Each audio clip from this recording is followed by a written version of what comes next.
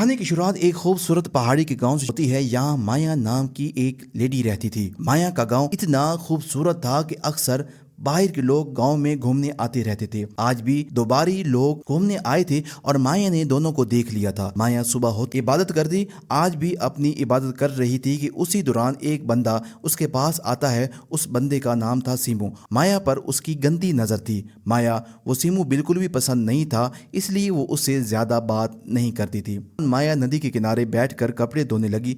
इस बीच दोनों बाहर लोग उसके पास आते हैं, उससे काली पहाड़ी का रास्ता पूछते हैं। माया दोनों को काली पहाड़ी का रास्ता बताती है, जिसके बाद वो दोनों पहाड़ी की तरफ बढ़ने लगते हैं। उनके जाने के बाद माया फिर से कपड़े धोने लगती है। वो गांव के लोगों के कपड़े धोती है और बदले में उनसे पैसे लेती थी। बाहर के लोग वीरान सी जगह पर पहुंच जाते हैं। मौका देकर एक दूसरे का पानी निकालने लग जाते हैं। माया भी कपड़े धोकर अपने घर जा रही थी। रास्ते में जब वो दोनों को पानी निकालते देखती है तो वो भी गर्म हो जाती है और वहीं बैठकर अपनी उंगली का इस्तेमाल करने लग जाती है। कुछ देर बाद माया अपने घर के काम कर रही थी। माया के पति का नाम नोवा था। एक साल पहले उसका एक हादसा हुआ था, जिसकी वजह से वो चल नहीं सकता था। माया नोवा का पूरा ख्याल रखती थी, इसकी खूब खिदमत करती थी। टांगों के ऑपरेशन तो हो गया था, वो अभी तक चल फिर नहीं पा रहा था, इसलिए डॉक्टर उसे फिजियोथेरापी करवाने को कहा था। नोवा के पास फिजियोथेरापी के पैसे नहीं थे, जिसकी वजह से आजकल वो उदास ही रहता था। माया उसे समझाती कि मैं जल्द ही पैसे इकट्ठे कर लूंगी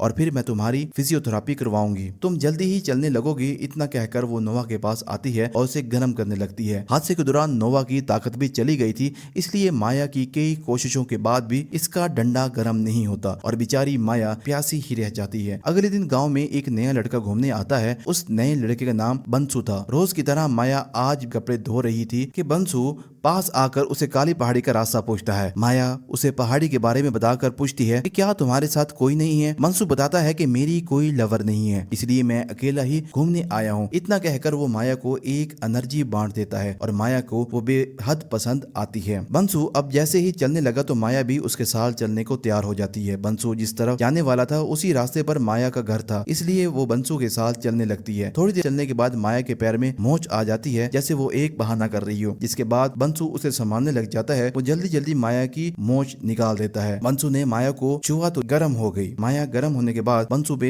मौका देकर उसकी गुफा में धमाके करने लग जाता है। अगली सुबह माया एक बंदे का हिसाब किताब कर रही थी। बंदे के जाते ही बंसू के पास आता है और माया उससे पूछती है कि तुम मेरे घर तक कैसे पहुंचे। बंसू बताता है कि मैंने गाँव वालों से तुम्हारे घर पूछा। माया उसे बताती है कि मैं शादीशुदा हूँ और मेरा पति घर में है। इसके बाद सुनकर बंसू हैरान हो गया। माया उसे ये बताती है कि मेरा पति चल नहीं सकता, इसलिए मुझे उसका ख्याल भी रखना पड़ता है। ये सुनते ही बंसू उसे बताया कि मैं शहर में फिजियोथेरापी करता हूँ और मैं तुम्हारे पति की मदद कर सकता हूँ। बंसू की बात सुनते ही माया उसे अंदर लाती है और अपनी पति नोवा से मिलवाती है। वो नोवा से झूठ बोलती है कि बंसू यहाँ घूमने आया है और गाँव वालों ने उसे हमारे घर भेजा है ताकि तुम्हारी थेरेपी कर सके। माया की बात खत्म होते ही बंसू नोवा का हाल चाल पूछता है और फिर उसकी रिपोर्ट्स देखता है। रिपोर्ट्स देखने के बाद वो हादसे के बारे में पूछता है। उसे बताया जाता है कि नोवा पेट के बिल एक पेड़ से गिरा था। सारी बातें सुनने के बाद बंसू नोवा की टांगों की जांच पड़ताल करता है। जांच के बाद बंसू माया के साथ घूमने लगा।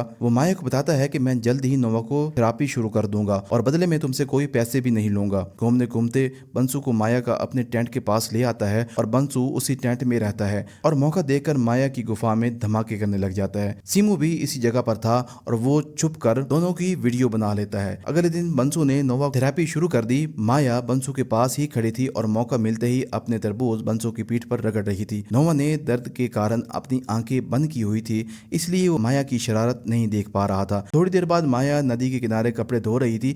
इसी बीच सीमू इसके पास आता है और वो आते ही माया को वही वीडियो दिखाने लगता है जिसमें माया बंसू का पानी निकाल रही थी। वीडियो देखकर माया गुस्सा करती है, लेकिन साले सीनू पर कोई असर नहीं होता। माया से कहता है कि अगर तुमने मेरा पानी नहीं निकाला तो मैं ये वीडियो तुम्हारे पति को दिखाऊंगा।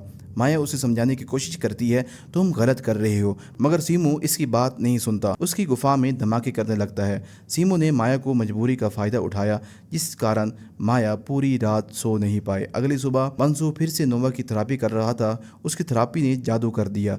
नोवा आराम आराम से चलने लगा। थेरापी के बाद नोवा आराम करने चला जाता है, जबकि बंसू माया से बातें करने लगता है। बातें करते करते दोनों इतने गर्म हो जाते हैं कि घर के बाहर ही एक दूसरे का पानी निकालने लग जाते हैं।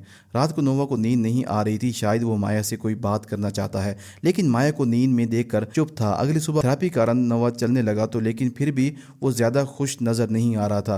रात को माया बंसू के पास थी। बातों बातों में बंसू से उससे पूछा कि जब तुम्हारा पति ठीक हो जाएगा तो हम दोनों का क्या होगा। माया उसे बताती है कि मेरे पति का डंडा काम नहीं करता, इसलिए तुम जब भी गांव में घूमने आया करोगे हम दोनों मज़े किया करेंगे। तो अभी बातें कर ही रहे थे कि इसी बीच दोनों के पास सीमू आ जाता है। सीमू उसी वक्त नशे में था और वो आते ही दोनों को सब बताता है कि मेरे फ़ोन में तुम दोनों की वीडियो। बंसू को उस बात पर यकीन नहीं था, इसलिए सीमू उसी वीडियो दिखाता है। सीमू अब फिर से माया की गुफा में धमाके करना चाहता था, और वो भी बंसू के सामने। माया उसकी बात मानने को तैयार नहीं थी, जिसके बाद गन निकाल लेता है। गन देखते ही दोनों बेहद डर गए थे। बंसू ने उसको जोरदार एक लात मारता है और वहीं जाकर सीमू बेहोश हो जाता है। बंसू घर के बाहर ही मजे कर रहे थे। उसी वक्त नोवा ने दोनों को देख लिया था। माया की खुशी के लिए वो चुप कर जाता। बंसू माफी मांगकर जाने लगता है और वो आखिर में कहता है, शुक्रिया, ने मुझे ठीक किया, मगर यहाँ कभी वापस लौट कर ना आना। माया बेहद खुश होती है कि उसका शौहर इतना अच्छा है कि उसे सब कुछ भुलाकर उसे माफ कर दिया।